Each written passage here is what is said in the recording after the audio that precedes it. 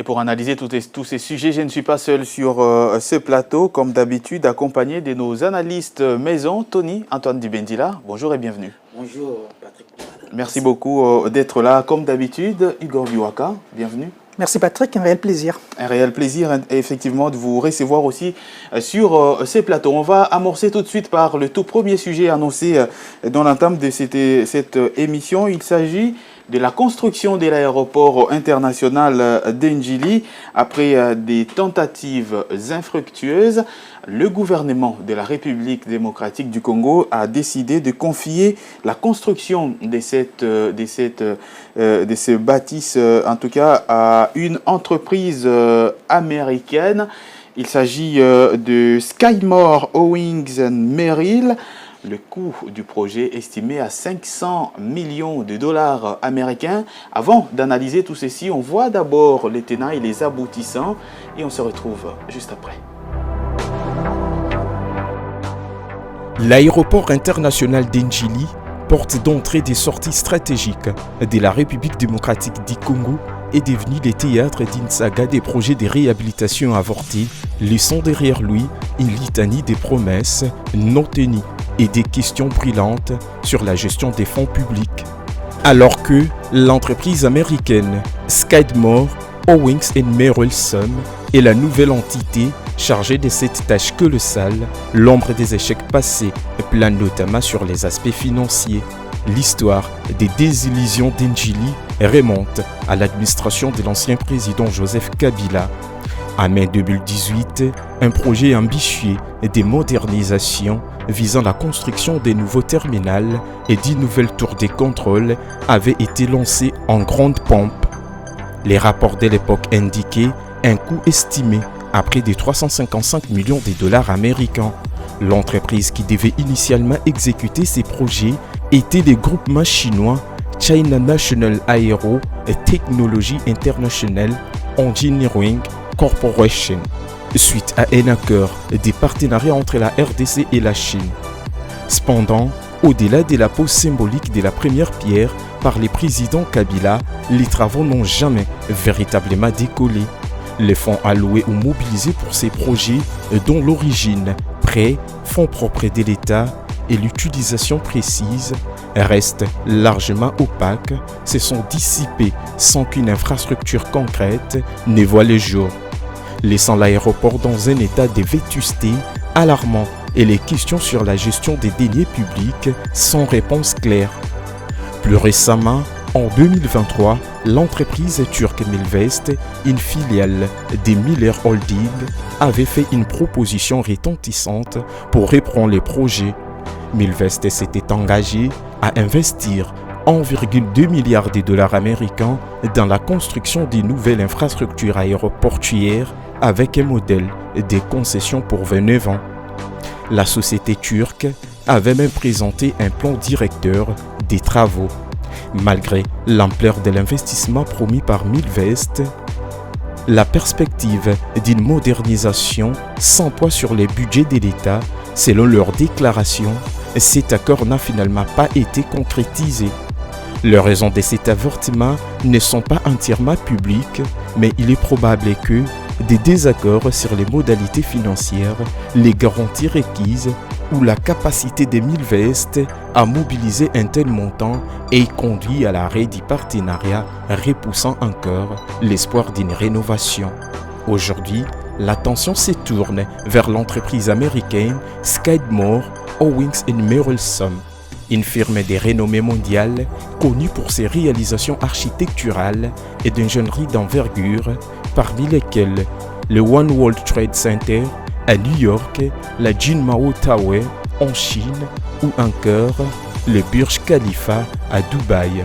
Bien que moins médiatisé que leur gratte-ciel, SOM a également réalisé des projets aéroportuaires et d'infrastructures significatifs démontrant leur expertise dans les grands complexes des transports. Des projets comme le nouveau terminal de l'aéroport international de Kansas City illustrent leur capacité à moderniser et à transformer des infrastructures existantes. Ces réalisations montrent la capacité des SOM à concevoir et a livré des projets d'une complexité technique et d'une envergure architecturale considérable, ce qui explique leur réputation mondiale dans les domaines. Pour l'aéroport international d'Ndjili, le coût des travaux, actuellement projeté avec SOM, est estimé à 500 millions de dollars américains avec une inauguration prévue pour décembre 2027.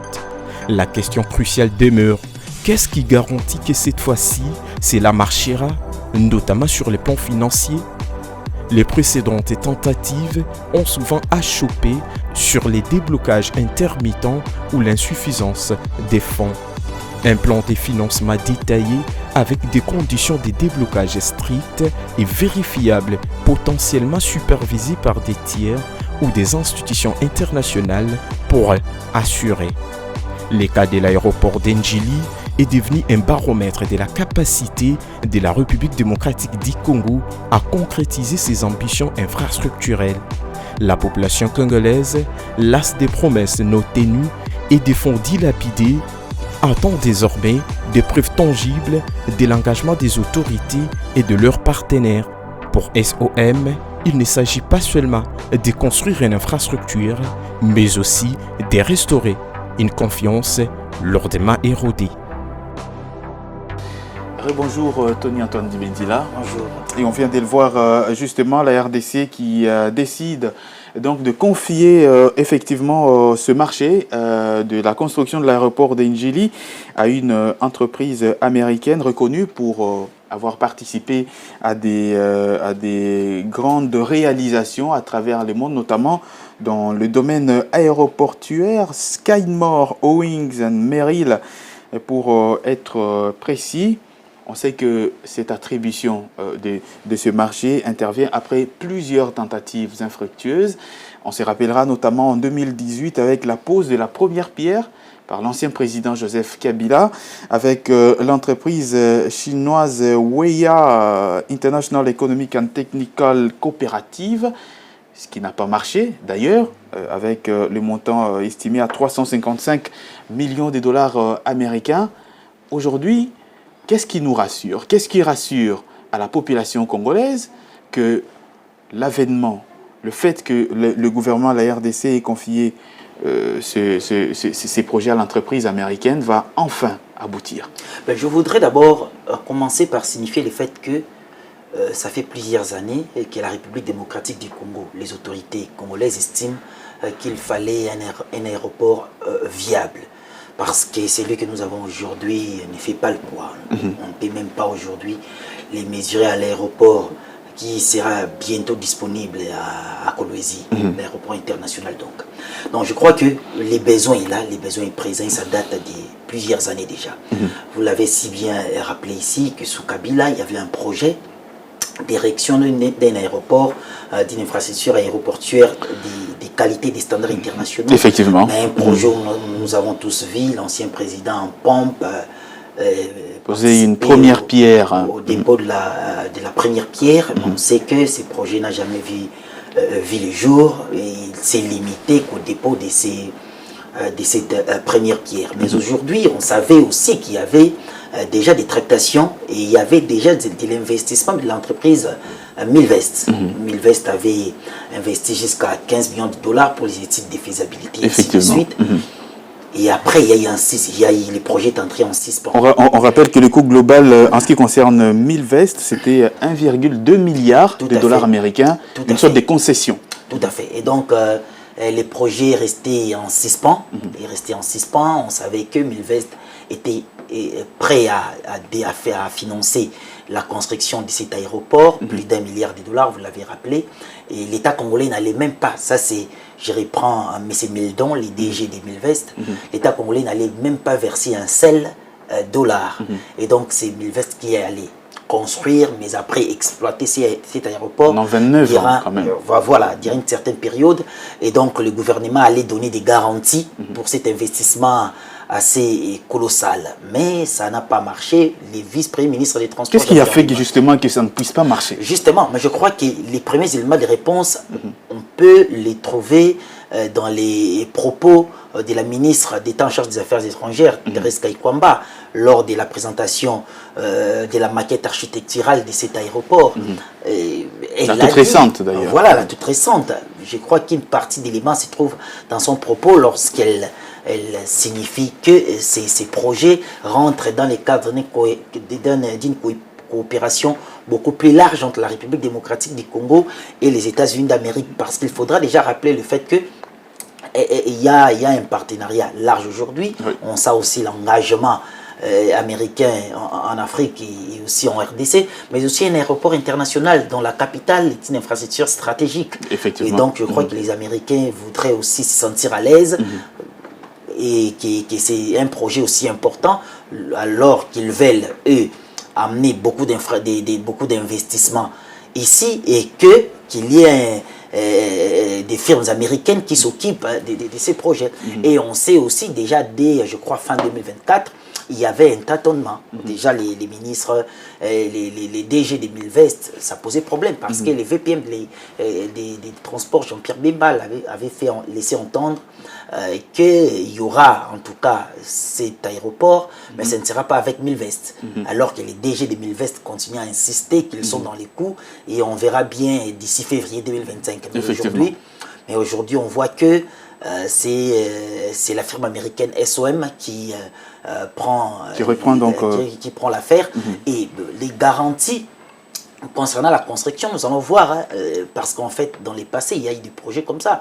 Et Milvest, on se disait, Milvest est dans plusieurs projets. Nous avons vu les centres financiers, et nous allons l'Arena notamment. Des dollars. On voit Arena qui part un peu vite. Et on nous dit qu'il y aura, donc on était quand même sûr qu'il y a des grands investissements ici et des grandes infrastructures. Cela est arrivé après la venue ici du président turc Erdogan. Tout à fait. Et donc je crois qu'aujourd'hui, SOM est arrivé et un partenariat plus large entre la République démocratique du Congo et les États-Unis. Je venais d'ailleurs de citer Thérèse Kaikwamba, je les reprends ici au mot, elle dit que ces projets illustrent une vision de coopération plus large qui dépasse les cadres habituels des minerais stratégiques.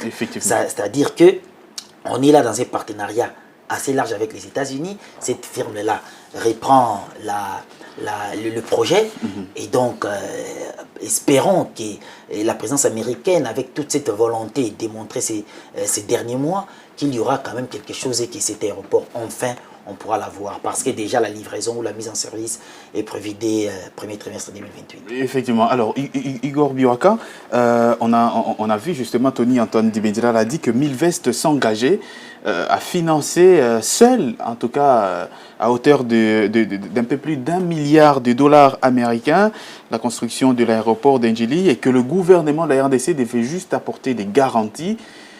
On sait que Milvest, c'est quand même un partenaire sérieux dans la réalisation de ces différents projets. Où est-ce que ça n'a pas marché, selon vous? Est-ce que l'État congolais n'a pas donné assez de garanties ou tout simplement l'avènement, la coopération avec les États-Unis est venu chambouler le tout? Évidemment, Patrick Lumbala, le contexte géopolitique, n'est-ce pas, ne reste pas toujours maussade. Donc, vu au fait le dynamisme du contexte géopolitique et géostratégique, évidemment, c'est pour cette raison, je pense bien que le gouvernement congolais s'est décidé, évidemment, de s'orienter vers les États-Unis d'Amérique, avec qui, évidemment, on va avoir un deal en gestation déjà d'ici, je crois bien, au 27 juillet. Et le président de la République, Félix-Antoine Tshisekedi, va se rendre aux États-Unis d'Amérique pour, évidemment, boucler, au fait, cet accord dont on a tant parlé ici, Patrick Lumbala. Et Patrick, il faudrait également relever, en fait, le fait est que il ne s'agit pas, en fait, vous l'avez rappelé dans votre introduction, que ce n'est pas la première fois que la République du Congo puisse s'engager, en fait, dans la construction de cette infrastructure aéroportière, évidemment, en pleine capitale. Et ce n'est pas n'importe quoi, ce n'est pas, en fait, quelque chose à prendre à la légère, puisqu'il s'agit là de la capitale, c'est-à-dire la porte d'entrée du pays. Et c'est beaucoup plus stratégique si aujourd'hui le gouvernement a confié, n'est-ce pas, la construction de cet ouvrage aux USA. Pourquoi? Parce que, comme je l'ai tantôt souligné ici, il y a un deal en gestation entre les deux pays. Et aujourd'hui, la République démocratique du Congo veut, n'est-ce pas, améliorer ses relations bilatérales avec les États-Unis d'Amérique, chose qui n'était pas dans le passé. Et il ne peut la République ne peut améliorer cette relation que si, n'est-ce pas, à travers cette infrastructure aéroportière, le commerce s'est fait direct. Améliorer, Igor Bioka, la relation bilatérale avec les États-Unis, qui t'a frustré d'autres partenaires comme la Turquie, qui était déjà là. Mais vous parlez de la Turquie, il faut remonter encore beaucoup plus loin, Patrick Lumbala. On était là avec je dirais, l'entreprise constructrice chinoise, International Economic and Technical, je crois, coopérative, qui devrait, n'est-ce pas, financer le même projet à hauteur de, je crois, 364 millions de dollars américains. C'était en 2018. En 2018, dont le gouvernement avait déjà déboursé 20 millions de dollars américains. Tout à fait. Mais où est partie la somme? La question également que l'on se pose également, voyez-vous. Avec Milvest, c'est vrai que Milvest avait pris l'engagement de financer à hauteur de 1,2 milliard de dollars américains, n'est-ce pas, pour une occupation, une gestion de 29 ans. Moi, je trouve que également, cette façon de faire était aussi un tout petit peu trop exagérée. C'est vrai que vous financez à hauteur de 1,2 milliard de dollars américains, le montant est colossal, il faut le dire, mais quand même gérer pendant 29 ans cette infrastructure aéroportière qui représente en fait la porte d'entrée. Mais c'est un contrat de concession. C'est un contrat de concession. Et ça se passe d'ailleurs partout dans le pays, je ne le conteste notamment pas. Sur les routes, je ne le conteste sur pas, les modèles mais de concession. 29 ans, c'était un tout petit peu trop. Moi, j'avais trouvé que les contrats étaient un tout petit peu déséquilibrés. C'est pour cette raison qu'on a confié, n'est-ce pas, le même ouvrage aux USA. Mais en fait, ici, il faut marteler sur un fait, Patrick Lumbala. Le fait est que qu'on n'assiste plus à ces feuilletons du passé, c'est-à-dire qu'on annonce la première pause et par la suite, rien n'est fait. Vous allez vous en souvenir également que le président de la République, lui aussi, il avait posé la première pierre, l'actuel président de la République, pour la construction, n'est-ce pas, de cet ouvrage aéroportier sous, n'est-ce pas, la direction des Milvest. Mais rien. Les travaux ont déjà débuté. Les travaux avaient débuté, mais avec une lenteur, Patrick Lumbala. Il y avait encore beaucoup de couacs, voyez-vous. Donc aujourd'hui, ce que nous espérons, n'est-ce pas, de ces partenariats, si on peut les dire ainsi, entre le gouvernement congolais et SOM, l'entreprise américaine Skidmore, que, n'est-ce pas, qu'on aboutisse vraiment à la matérialisation de cet ouvrage. Mais je pense bien que, d'après les perspectives géostratégiques et géopolitiques, vu que la République démocratique du Congo va s'engager en long terme, n'est-ce pas, dans une coopération avec les États-Unis d'Amérique, je parie bien, je pense bien que les États-Unis d'Amérique vont s'impliquer pour la construction de cette infrastructure aéroportière. Pourquoi? Parce qu'un aéroport a beaucoup d'implications, a beaucoup d'incidences sur le plan commercial, sur le plan de la stimulation, n'est-ce pas, des investissements et autres. Aujourd'hui, les USA, ils veulent, n'est-ce pas, s'implanter, considérer la République démocratique du Congo comme étant un hub économique et un hub régional qui va booster non seulement, n'est-ce pas, le développement de la sous-région, mais le développement également en partie des États-Unis d'Amérique. Parce qu'eux aussi, ils ont besoin de gagner quelque chose à travers ces partenariats. Donc, d'où l'implication, une application, je dirais, beaucoup plus forte des USA. Ils vont, je pense, s'impliquer pour la livraison, n'est-ce pas, de cet ouvrage d'ici 2028, premier semestre 2028, comme on l'a tantôt mentionné ici. Effectivement. Alors, Tony Antoine Dibendila, on sait que SOM a quand même de l'expertise, notamment dans la construction des ouvrages d'une telle envergure. On sait qu'ils ont construit aux États-Unis le One World Trade Center, le célèbre, mais aussi le Burj Khalifa à Dubaï. Ils ont quand même cette expérience. Aujourd'hui, l'attribution de ce marché à cette firme américaine, est-ce qu'on peut considérer simplement que c'est une patte blanche que la RDC veut montrer aux États-Unis dans le cadre justement de cette coopération économique qui se profile à l'horizon? Mais je crois que ce n'est pas une simple bonne volonté de la part de la République démocratique du Congo à l'égard des États-Unis d'Amérique. Je crois que le problème, c'est aussi au niveau peut-être de la relation qu'entretenait ces derniers mois la RDC et Milvest. Parce que déjà, vous vous rappelez, les projets centres financiers a posé quelques problèmes. Il y a eu beaucoup de rumeurs liées peut-être à des surfacturations, ainsi de suite. Au-delà de ça, nous savons que le projet à Kinshasa Arena avait aussi bloqué. Il y avait un montage financier qui ne répondait plus à ce que les travaux partent assez vite. Et puis, un autre élément, vous avez, je crois, suivi Messier Tyran Mildon, le DG de Milvest, qui lui-même dans les médias a dit qu'il voulait, lui, sa volonté, la volonté de sa firme était d'accompagner le développement de la RDC, et il ne voulait pas que l'État congolais mette des moyens. Il accepte de mettre des moyens et d'exploiter l'aéroport en retour avec juste un peu de garantie gouvernementale. Mais il s'était montré ouvert, disant que s'il y a un partenaire, ou si l'État congolais accepte lui-même de financer à hauteur de 500 ou 800 millions, que l'État était capable de financer un projet comme ça, et donc il serait heureux de se retirer, se disant qu'il y a de moyens pour construire une telle infrastructure.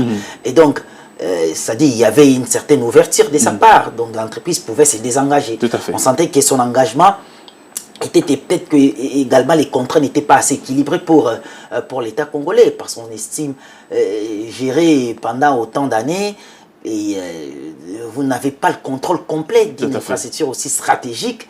Ça posait de questions. On pouvait accepter pour un stade comme Kinshasa Arena, on pouvait également accepter pour les centres financiers à la limite, pour le projet, mais pour des infrastructures aussi stratégiques, ça pose beaucoup de questions, ça pose des questions, et donc il y a des questions sécuritaires, j'ai évoqué les histoires stratégiques, ce n'est pas une simple infrastructure liée au transport tout simplement, il y a des questions, beaucoup d'éléments qui peuvent tourner autour de ces projets. Tout à fait. C'est pourquoi j'estime que ces projets, il fallait en tout cas que l'État congolais ait un contrat qui pouvait les permettre aussi d'avoir un certain contrôle de ces aéroports. Justement, il y a souvent eu des problèmes sur le montage financier notamment, mais qu'est-ce qui prouve, c'est ça même la question, qu'est-ce qui prouve qu'avec SOM, on va finalement aboutir, parce que ça fait quand même des années,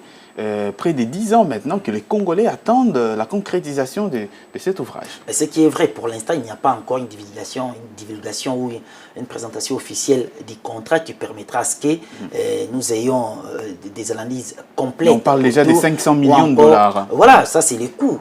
C'est à peu près ce que demandait Mulvest aussi. Ça naviguait entre 800 millions, 1 million 200 000. Et cela dépend aussi c'est-à-dire que la qualité ou quasiment la taille de l'infrastructure que vous aurez, cela dépend d'une entreprise à une autre. Une autre entreprise pouvait aussi demander des milliards, peut-être pour un projet encore beaucoup plus vaste. Donc voilà, c'est à ce niveau-là. Et d'autres détails liés par exemple au fait que l'État congolais serait peut-être capable de payer une partie ou quasiment 80% de ces projets. Ça, à ce niveau, on n'a pas tout le détail, mais ce qui est vrai que l'État congolais a aujourd'hui attribué ces grands projets à la firme américaine. Je ne voudrais pas revenir sur la notoriété de cette firme au regard de ses réalisations à travers le monde, mais je voudrais simplement souligner le fait que c'est une entreprise sérieuse et qu'aujourd'hui, ces projets rentrent dans le cadre d'un cadre beaucoup plus large qui dépasse simplement cette infrastructure. On sait qu'il y a... Pourquoi j'ai parlé ici des pattes blanches voilà justement, de la RDC. Il y a également ces deals-là, c'est-à-dire mettre tous les éléments, d'une part la bonne volonté peut-être gouvernementale, d'autre part avoir un certain regard sur cette infrastructure aussi stratégique. Ça pourrait paraître comme des éléments crédibles et qui ont orienté la décision aujourd'hui du gouvernement congolais. Effectivement, je vous pose la même question, Igor Biwaka. Qu'est-ce qui prouve aujourd'hui qu'est-ce qui peut rassurer les Congolais aujourd'hui que, voilà, cette fois, après l'entreprise chinoise en 2018, Milvest en 2023, qu'est-ce qui prouve aujourd'hui que SOM, l'entreprise américaine, va aboutir, va aller jusqu'au bout avec ce projet? Qu'est-ce qui nous rassure? Simplement parce que c'est les États-Unis? Il n'y a pas d'assurance, Patrick Lumbala, mais c'est la livraison de l'ouvrage.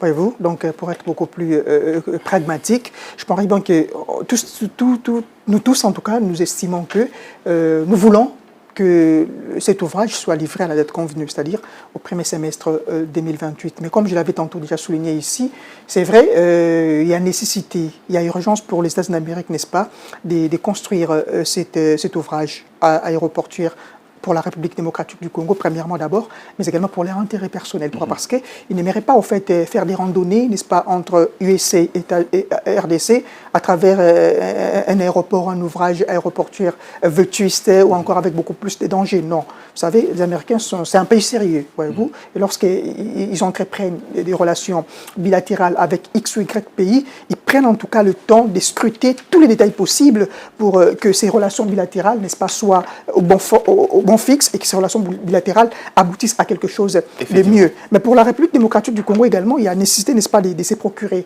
un nouvel ouvrage aéroportuaire. Pourquoi? Parce que cela va permettre, n'est-ce pas, au pays d'avoir, de dynamiser un tout petit peu, en fait, son commerce extérieur, de stimuler les investissements, mais également de stimuler, en fait, les relations avec le monde, la sous-région et l'Afrique, mais également cela va faire en sorte que, n'est-ce pas, à travers cet ouvrage aéroportuaire qui pourra peut-être générer une affaire de 3 millions d'emplois, c'est possible en tout cas à travers ces 3 millions de passagers qu'il va recevoir, voulais-je dire, mais avec la création, avec la garantie d'avoir beaucoup plus d'emplois, ça va permettre à l'économie un tout petit peu de respirer, mais aussi ça va donner au pays beaucoup plus de garanties pour pouvoir se représenter tant sur le plan régional que sur le plan international. Tout à fait. Vous avez donc dit que les Américains, c'est le sérieux.